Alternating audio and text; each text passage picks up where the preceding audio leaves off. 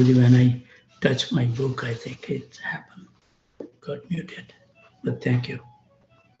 So we will be reading from Simanaha Siksa, Splendid Instructions to the Mind by Raghunath Das Goswami.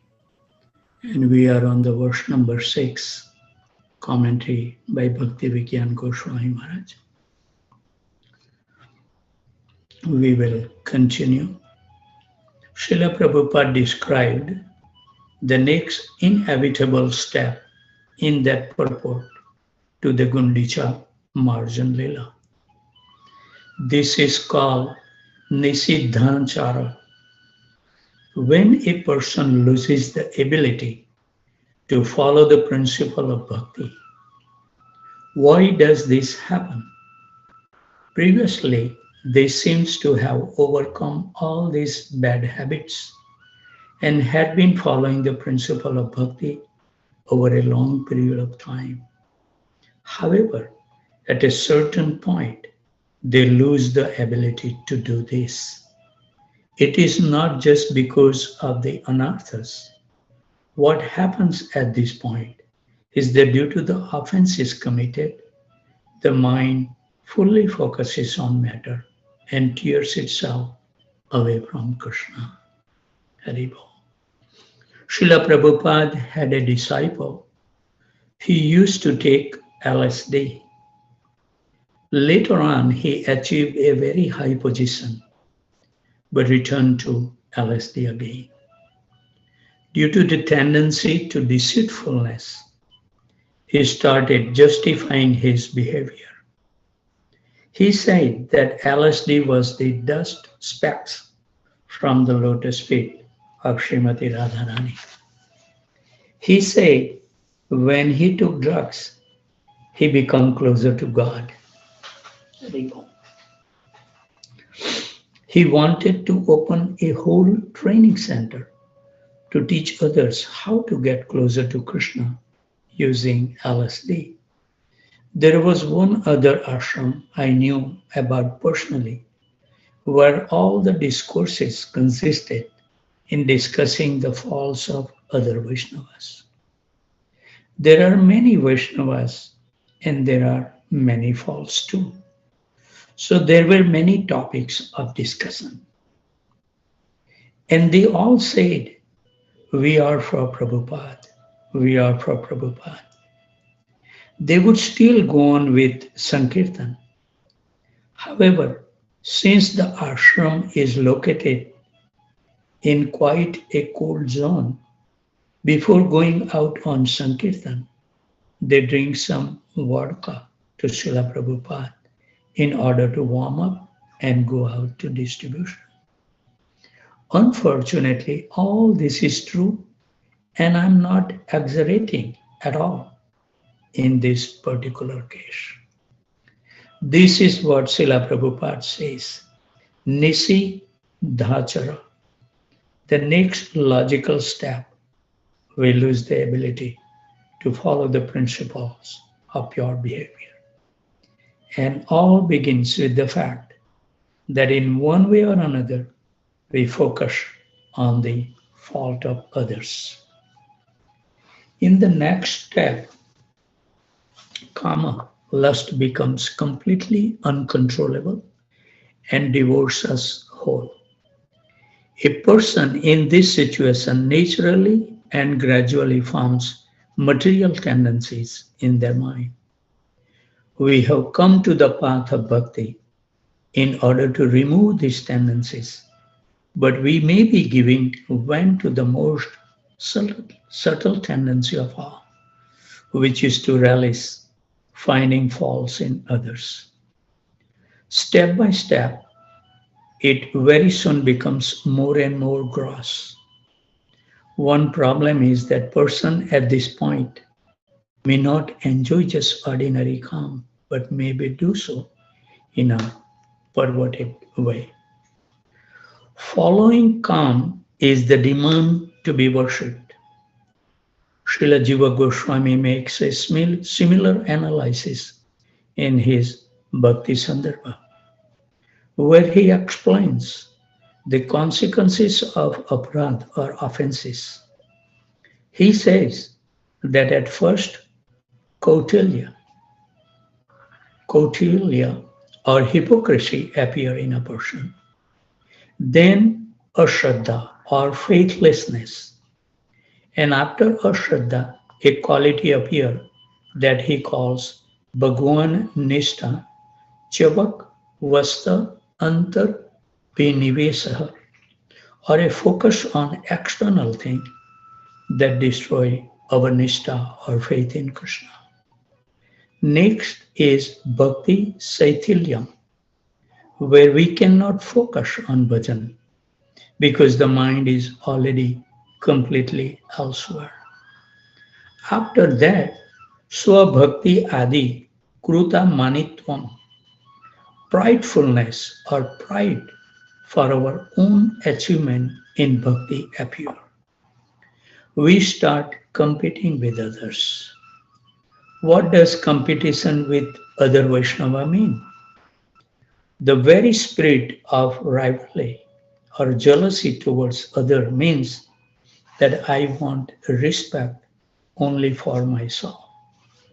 The nature of bhakti is that it makes us willing to cooperate.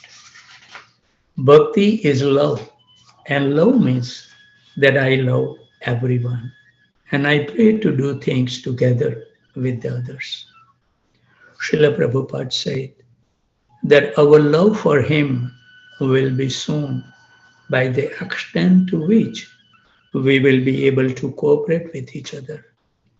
Some may have misheard that to mean your love for me will be shown by the extent to which you will be able to compete with each other. Swabhakti Kritam Manitva or Puja, the desire of honor or the desire that only I should be respected, is the final stage of Vaishnava Aparadh that happens to a person. So Srila Prabhupada concludes this description by writing, quote, therefore, one's heart is again filled with dirt and become harder and harder, thus starting to resemble that heart of a materialistic. So what a wonderful instructions to hear in the morning. So we will continue reading from Srila Prabhupada Lilamrita.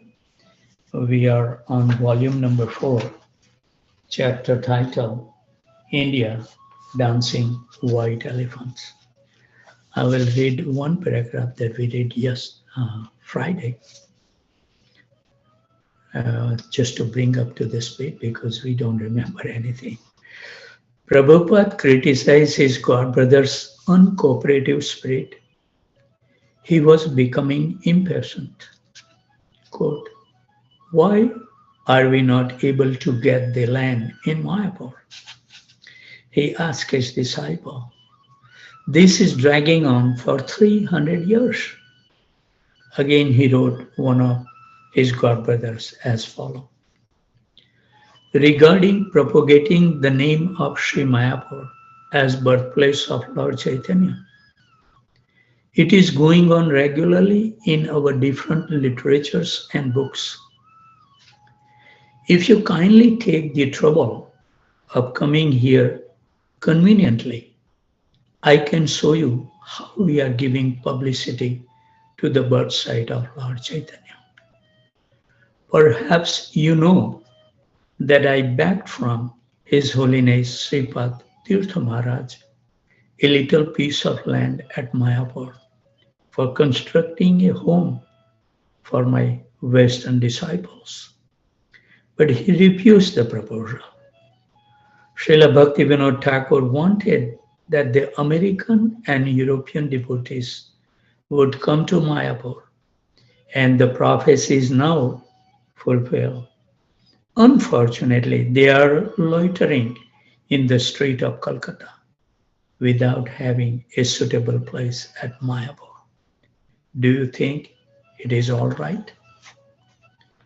Accompanied by a small party of men, Prabhupada took the train to Navadvip, just across the Ganga from Mayapur. There they were met by members of the Devanand Math, riding in rickshaws to the Devanand Math. The devotees were charmed by the rural atmosphere of Navadvip. Everything was lush from the rainy season, and the devotees found the romantic expectations of India now being fulfilled as they proceeded along roads lined with tropical vegetation. At the Devanand Math, Prabhupada and his disciple were given special prasadam and very good accommodations. Then the rain returned. Day after day, the rain came, and the Ganges rose higher and higher until crossing the swift river into Mayapur became impossible. Since the rain were not like to be abate soon, Prabhupada decided to leave. He and his disciple boarded an early morning train to Calcutta. The tracks were flooded. Repeatedly, the train had to stop, once for more than 8 hours. The heat and the crowds of the passenger constantly passing through the car made the wait torturous for the devotees. Prabhupada asked one of his disciples to take rickshaw and try to arrange better transportation. Nothing was available. At last, the train continued over Calcutta, only to stop at the next station, where all the passengers changed to another train. Finally, Prabhupada reached Calcutta and Mr. Das Gupta's home. Quote, maybe Lord Chaitanya does not want us to establish our headquarters in Mayapur, unquote, Prabhupada said. The two purposes in his mind, establishing a place in Calcutta and purchasing land in Mayapur, he had not accomplished. Prabhupada continued holding program in people's homes and talking with guests in his room. One day, a Mr. Dandharya visited Prabhupada and mentioned Bombay's upcoming Sadhu Samaj, a gathering of the most important sadhus in India. It was to be held at Chowpatty Beach and promised to be a big affair. Mr. Dandharya requested Prabhupada to attend, and Prabhupada accepted. Bombay, October 1970. Responding to Srila Prabhupada's request for more disciples to join him in India, a group of 20 American devotees traveled to Brussels and took an inexpensive flight abroad, a propeller-driven craft to Bombay. At the airport, while the devotees were wondering where they should go, Mr. Kailas Saxena, a wealthy Bombay businessman and a nephew of Mr. Dandharya, approached them with a letter from Prabhupada. Mr. Saxena had arranged for several cars, and he escorted the devotees to his home in an affluent Bombay residential area on Marine Drive. He fed them and provided them with living quarters. 2 days later, a telegram arrived informing the devotees and their host that Prabhupada would be arriving the next day. Prabhupada arrived at the Bombay airport and after an enthusiastic reception, rode with Mr. Saxena to his home.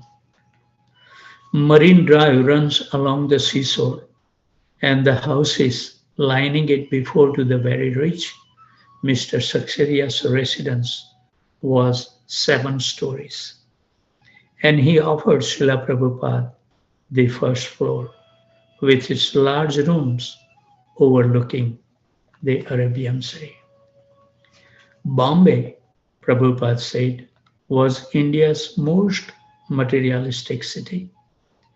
It was the nation's movie capital and the city where more than in any other Indian city, the people wore Western dress. The gateway to India. It boasted the most industries, the most businesses, and the most billboard. It was a cosmopolitan melting pot of cultures and religions, but had none of the Naxalite terrorism of Calcutta or the heavy political atmosphere of New Delhi. Nor did it have the aristocratic families who worship Lord Chaitanya and his Sankirtan movement. But it had its own advantages for preaching. Prabhupada said it was a city of wealth with many powerful citizens who were intelligent and quick to adopt a good idea. He predicted Bombay would be a favorable city for Krishna consciousness. Prabhupada's first Bombay preaching engagement was at a gathering of sadhus, a pandal in an open field just a few blocks from Mr. Saksaria's home. Prabhupada's disciple had also been invited, and they arrived several hours before Prabhupada. The array of Indian sadhus sitting on stage in long rows startled the devotees. Some of the sadhus were bearded, some seven-headed, some with long matted hair and holding tridents, some covered with ashes, some adorned with beads and clay markings. The devotees were amazed, and many of the sadhus, on seeing the white-skinned Vaishnavas, were also amazed. When the devotees came on stage and began their kirtan, the audience responded by clapping in rhythm and chanting. Afterward, on the advice of Mr. Saksaria, the devotee took their kirtan out into the streets, and many in the audience followed. That evening, the devotees returned to the pandal with Prabhupada. Prabhupada sat on a raised platform, and his disciple sat at his feet. After having 3 of his disciples speak in English, Prabhupada spoke in Hindi, while the audience of more than 500 listened silently. After his lecture, he came down from the platform, and a crowd gathered around him, touching his feet and following him to his car. When Prabhupada heard from his disciple of their spontaneous kirtan through the street of Bombay, he said they should go to the busiest bazaars and chant daily. So they did. Wherever large number of people gathered, the devotees would go and chant. They were strong, youthful, exuberant, and faithful, and they would chant in the street for 3 or 4 hours each day. Although Prabhupada did not physically go into the street chanting with his disciple, he was with them by his instructions and by his presence before they went out in the morning and when they returned in the evening. You know, when we chant the Hare Krishna very nicely and attentively, the holy name is so merciful that it will give you the association of those who are really attached to chanting the holy name, and we can hear their chanting. Holy name is so powerful. we will be never be able to estimate the mercy that the holy name can give to us. Unlimited mercy. They were chanting because he had told them to, and they knew that chanting was the natural activity of the soul. Everyone should chant. The devotees knew that at the end of the life, they would go back home, back to Godhead. And better than that, at the end of the day, they would go back to Marine Drive to Prabhupada, who would smile and encourage them. Haribol. Radio stations and newspaper took note of the Western devotees chanting in the city. One article appeared in the October 10th editions of the Times of India as follows. A group of Americans, including women with babes in arms, belonging to the International Society for Krishna Consciousness, ISKCON, has been moving around Bombay during the past few days chanting Hare Krishna, Krishna Krishna, Hare Hare Ram, Rama Rama, Hare Hare. The accompaniment of kartals, castanets, and drums, mrudangas. Can the materialistic West, or at any rate, a microscopic part of it, have turned at last to embrace the spiritualism of the East? I met several of the Kirtan chanting Americans, in parentheses, who have come here to attend the 7th All India Conference at the Bharat Sadhu Samaj, which begins here today, parentheses over, and was at once struck by the sincerity and utter surrender to the cult they have adopted. The Vaishnavas of Mathura could not be so guideless, I thought, as this band of bhakti enthusiasts. I remember my Guru Maharaj was telling that when he was associating with other Vaishnavas group, the comment that my Guru Maharaj heard the most, the one thing is really profound that I have witnessed, they say, that the faith in Srila Prabhupada is unbreakable. And they really praise that this is only we see in ISKCON, the devotees has unflinching faith in Srila Prabhupada. What a nice comment. The sand of Chowpatty beach was fine and clean. The audience numbered in the thousands. Sadhus sat on stage, Prabhupada and his followers among them. It was twilight. The sky above the Arabian Sea was cloudy, and a pleasant breeze was stirring. There had already been 2 lectures expounding the Mayavad philosophy. And now it was time for Prabhupada to speak. The last scheduled speaker of the evening. The audience was eager to hear him.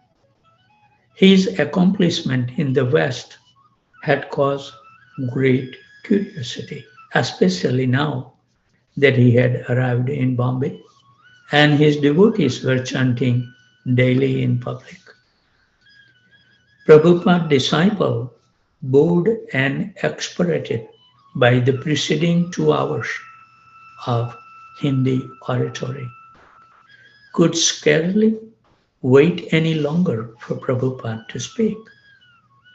But Prabhupada, instead of addressing the audience, turned to his disciple and said, "Begin chanting." As soon as the devotees began the kirtan, little Saraswati stood and began to dance. Following her, The other devotees rose and began to dance. As the kirtan came alive with mrudangas and kartals, the dancing and chanting of the devotees seems to disturb some of the sadhus on stage, who rose one by one and left. The audience, however, responded enthusiastically, many of them standing and clapping. After 5 minutes of aesthetic kirtan, the devotees spontaneously jumped down onto the sand and headed toward the audience. Thousands in the crowd rose to their feet and began to move along with the devotees in a dance, backward and forward. Indians began crying in uncontrolled happiness, overwhelmed by the genuine Krishna bhakti of these foreigners. Never before had such a thing happened. Policemen and press reporters joined in the chanting and dancing. Chowpatty beach was in an uproar of the Hare Krishna Kirtan as Prabhupada and his disciple shows the potency of Lord Chaitanya's Sankirtan movement. After about 10 minutes, the Kirtan ended. Though a tumultuous unrest pervaded the talkative crowd, 15 minutes elapsed before all the people returned to their seats and the program could continue. The devotees has left the stage and taken their seats on the ground level, leaving Prabhupada alone on stage. Prabhupada's voice echoed over the public address system. Quote, "Ladies and gentlemen, I was requested to speak in Hindi, but I am not very much accustomed to speak in Hindi. Therefore, the authorities in this meeting have allowed me to speak in English. I hope you will follow me because it is Bombay and most people will be speaking English. The problem is, as this evening speaker, His Holiness Swami Akhadanandaji spoke to you, how we can make everyone accustomed to take up good habits, sadachar. I think in this age Kali Yuga, there are many faults." Unquote. Prabhupada went on to explain the power of Lord Chaitanya's movement to clean the hearts of everyone. He referred to the two great rocks whom Lord Chaitanya had delivered, Jagai and Madai. Quote, "Now we are shaving wholesale Jagais and Madais. Therefore, if we want peace, if we want to be situated on the Sadachar platform, then we must spread the Harinam Mahamantra all over the world. And it has been practically proven. The American and European Vaishnavas who have come here, who have chanted Hare Krishna mantra, they were cow flesh eaters. They were drunkards. They were illicit sex mongers. They were all kind of gamblers. But having taken to this Krishna consciousness movement, they have given up everything abnormal. Sadachar has come automatically. They are no more meat eaters. They are no more gamblers. They are no more illicit sex mongers. They are no more intoxicators. They do not even take tea. They do not even take coffee. They do not even smoke, which I think is very rare to be found in India. But they have given up. Why? Because they have taken to this Krishna consciousness. Unquote. Prabhupada ended his talk after about 5 minutes. We should learn from Prabhupada. If somebody give us the microphone, We will continue. Prabhupada is unique. Prabhupada ended his talk in about 5 minutes. Quote, I do not feel that I have to say very much. You can see what is the result of Krishna consciousness. It is not something artificial. It is there in everyone. I have not done anything magical, but this Krishna consciousness is present in all of us. We simply have to revive it, unquote. And the audience responded with cheers and a great round of applause. Prabhupada, with greater force and eloquence than the long-winded Mayavadis, had shown the essence of spiritual life, aesthetic chanting of the holy names, and he had offered the living testimony of his American disciples. For the next week, Prabhupada and his disciple were the talk of Bombay, and they began receiving many invitations to speak and perform kirtan throughout the city. The Times weekly coverage of the Sadhu Samaj spotlighted the memorable presence of Srila Prabhupada and his disciples. A group of 20 Americans, members of the Hare Krishna delegation, took over the dais. The air was filled with the beating of mrudangas and the clash of kartals and the music of the Mahamantra. Swimming from side to side, the tufts of hair tossing in the breeze, they chanted Hare Krishna. So I think it's 6:52. Okay, we can read. One grieving reporter, whom I had always regarded as a particularly unsentimental person, said to me in an emotional choked voice, quote, do you realize what is happening? Very soon Hinduism is going to sweep the West. The Hare Krishna movement will compensate for all our loss at the hands of padres through the centuries. Unquote. About 25 newsmen came to a press conference on the fifth floor of Mr. Saksaria's residence. Prabhupada sat with his disciple on a large mattress and answered questions. And the devotees showed a film of the San Francisco Rath Yatra. The reporter asked about New Vrindavan. They questioned the devotees. Why had they become sadhus? Why had they left their country? The next day, the press was full of stories of Prabhupada and his movement. The Times of India picked up on a particular angle. Quote, US millionaire son seeks solace in Krishna's society. Unquote. The article told of Giriraj renouncing his father's wealth to join Prabhupada's movement. I saw Giriraj Swami Maharaj yesterday, was visiting one of the devotees' home in Phoenix, with whom I stayed always when I visit Phoenix. So they sent me the picture. Wonderful, Maharaj was smiling. Hare Krishna. Nice to see Maharaj back in US.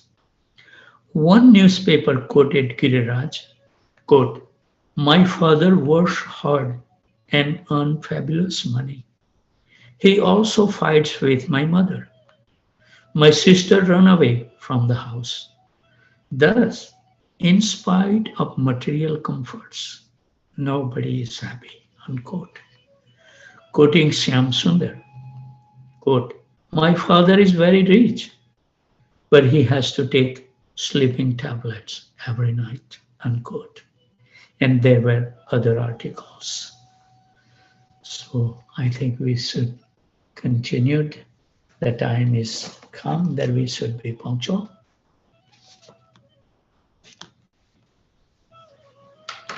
Always live a simple and peaceful life. Uh, we don't have to do so many things. Krishna is the provider of everything if we have full faith in Him. Uh, and we can relish every single day in His company, in through chanting His holy name. Holy name has tremendous effect on our soul. It can remove all kind of miseries from our life, all the painful situation, and give us an immense support in the adverse situations in our life. So holy name is with us. Nobody can take away from us. Everything else will be taken away from us. But if we remain attached to the holy name will never give up on us. Always remain with us. And we can remain jubilant in all circumstances. So it's so nice to see that everyone is chanting so nicely.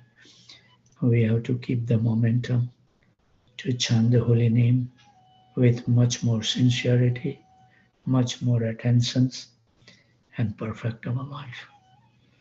So thank you very much for supporting and giving your kind association.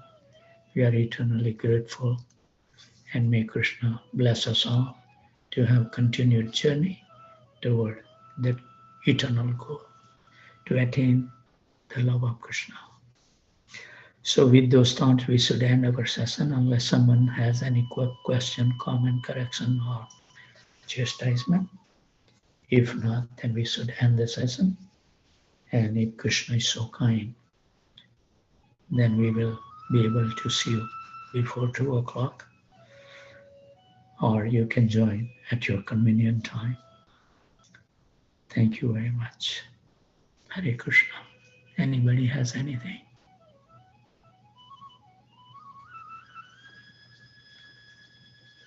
Okay. So we should end our session, and we pray to Krishna to be kind to us, to wake us up safe and sound so we can concentrate and remember Him every single moment of our life. This is the goal. Somehow or other, we have to create our schedule in such a way that at least we can remember Him and His energy, which is very, very pleasing to our mind and heart. So thank you very much. I'm gonna do little gardening. Somehow or other, I have not yet completed, but it's mostly 90% done, but I need to do final touch. So I'll be spending some time. I love to do the gardening. It has taught me so many things. And it gives so much patience and realizations. From gardening, I have learned so many things that can help us to become steady in our devotional practice. So this is something so nice. So I'm gonna pick some flowers for my deities and then continue the gardening for some time. I'll be able to finish today, hopefully.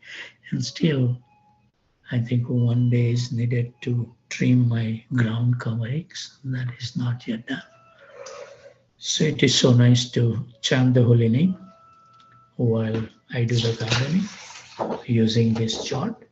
So you can exactly count that you have chanted 108 mantras without counting the beats. And if you follow this process, you will never make a mistake. You will chant 108 mantras.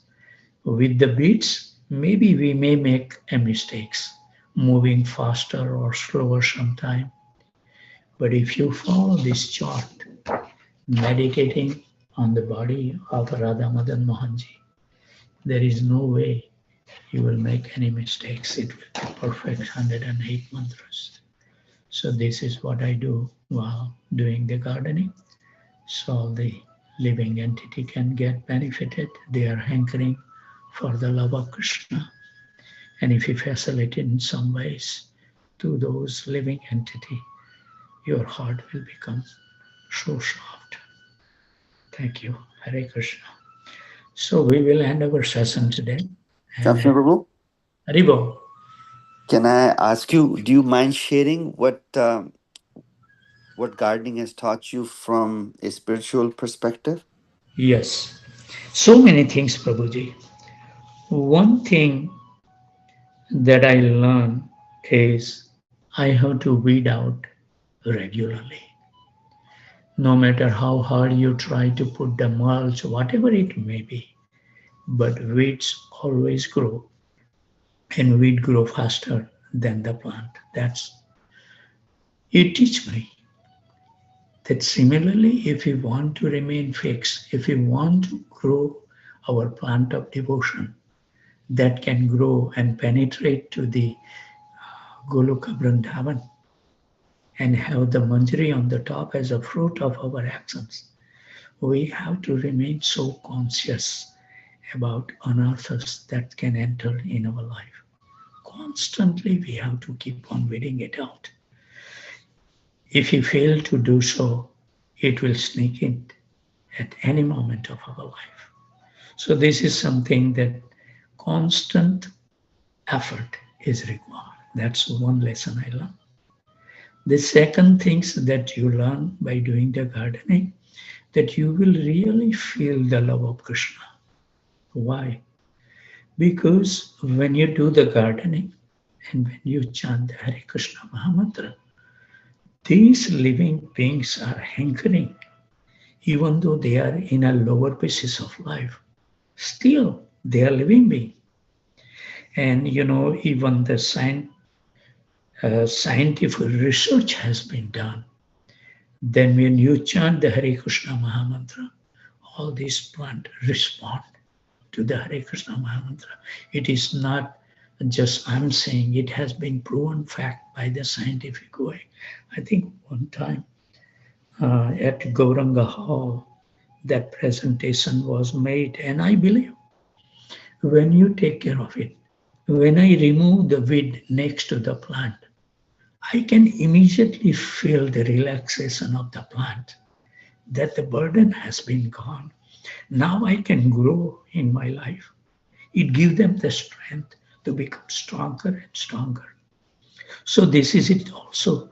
You can realize slowly and slowly that when you remain constantly mindful about those things, and when you remove the anarthas from your heart, you will feel the strength in your mind and heart. Nobody has to tell you anything.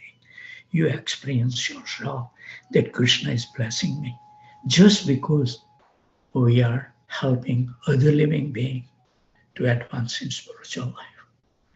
So this is the second one, realization. Also, you see that when it's giving, who are we? I was not a gardener. I don't have any knowledge. But as you keep on doing the gardening, Krishna will give you some intelligence how to treat different plant in different way. Like yesterday, His Holiness Hanuman Prasad Swami Maharaj, he wants to come and he said, Shyam, I'm coming in 2 minutes. Can you come out in your garden? I want to take a tour with you. So I start talking different things, how I do different way. And Maharaj said, maybe one day I should come with the camera and make a movie because it's so important. Maharaj, in his own words, gardening is essential for all the devotees to make their hearts soft. That's compassion once you start showing to the living entity. So Maharaj was so happy that how each and every plant in my garden was blooming, reciprocating, and I was explaining. So, and as you have seen the Vaisheshika Prabhu also, he had a lot of fun for the gardening. So something is there, unless we practice something, it will remain external. One thing is deep realization until you experience yourself the faith will not develop. You can hear wonderful narration. I can talk to you for hours and hours, day and months. But if you don't put into your life and you experience yourself, that determination will never arise in our heart. It has to be. This process is there to experience ourselves. Unless and until we experience, how would you able to give up those things which is, obstacle in our life? Unless you get the higher taste, something you feel so relaxed. And Maharaj was attesting how peaceful your house is. It's so serene. Maharaj, I love to come to your home. And then we sit down, in my sunroom. First 15, 20 minutes we were standing, and then the sun was there. So I said, Maharaj, it may be too hot. But Maharaj was kind enough. So other things that, so many things I have learned. I have to remember each episode that how. But the other things, any plant that you see, it's becoming weak. You have to be careful in all directions. You should feel that this is not different. The expansions are who are contact with Krishna. Is who? All living being is sons and daughters of Krishna. So if you see that way, any living being, that this is Krishna love them so much, who are we to reject anyone? But because of our mentality, we don't want to see the good things. We just want to expose the bad thing. So the other thing I learned, Manoj Prabhu, that when I see some rose plant or something that becoming weak, you know for sure, and I have taken the picture also, that you dig around the plant and you will see some, uh, they call this, the white thing is like a hair, it's like a, very white, thin, like a hair type of things. This white thing is a fungus. And no matter how well you keep up with that plant, until you move this, the fungus, it will never become strong. And I have never lose that many plant. That shows that I'm not just walking in that my garden. I watch each and every plant, how it is growing. Is it really, or some plant become weak because of always anarthas comes. The fungus will arrive and they will weaken the plant. So you have to keep couple of bags of potting soil with you, dig it out, and you will see as soon as you see any white thing around your plant, just remove that sand and throw it out far away. And that's the only way. And you will see, Prabhu, the result. In 10 days, you will see that plant is smiling at you. That what a relief you have given me. This plant can speak through our feeling in our heart. They will not have the ability to convey that feelings, but you perceive them in your heart. And that will make you motivated that, hey, let me have this plant. And you see that this will increase your compassionate nature to whoever come across in your life. And so many wonderful, I can keep on talking. As I keep on talking, more and more things will come. But I think due to, I don't want to hold all the devotees for longer. Maybe we can continue other day whenever you feel like, and you can come. I have so many plants that you can take, unlimited. And it would be my great pleasure to share, like I have that, they call the barmashi. And, my wife used to keep on telling me, where is those? And, I have the maid one time, Radhe, if you remember, with the green mundo dropped across. Yes, Still Prabhu. it is there, but it's not prominent. And somehow or other, this Burma says is so beautiful, Prabhu. Once you plant it will leave a seed, and next year it will come. Even in the rock, this thing can grow without water, and they need a lot of sun. Because I have replanted in another area which is a little shady, and you learn this thing by practicing. You plant in different way, and you see some part that they won't grow that much. My wife was telling me the other day, I put around my that round circle where we park our car. It's not growing that good.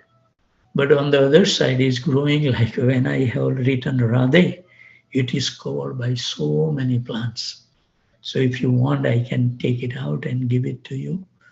I was thinking about Kanta Mataji, bring me 3 pots to cut the roses and do it, but it didn't happen. Uh, I don't know. But I was thinking that maybe I can put the Barmasi flower and give it to her, the pots with flowers. I was thinking like that. But I have so many other plants that I can give it to you. And at least I humble request to everyone, take 10 feet by 10 feet and start with that, and dig it out 6 7 inches of because we are in Houston is nothing but the clay. If you dig 8 10 inches, you will see all the clay. Nothing is good soil. So you have to dig it out. That's what I did. Whole yard, I dig it out, throw it out, put the new soil. So then it will grow very nicely. Yeah, something 10 foot by 10 foot we can manage easily. And it will also give you relaxations. You will understand the nature that we are not the controller. We are just a small dust particle in service of Krishna. Everything move around by the mercy of Krishna. We may take credit for something, but it is not us. It is just the mercy of Krishna and Guru that happens in our life.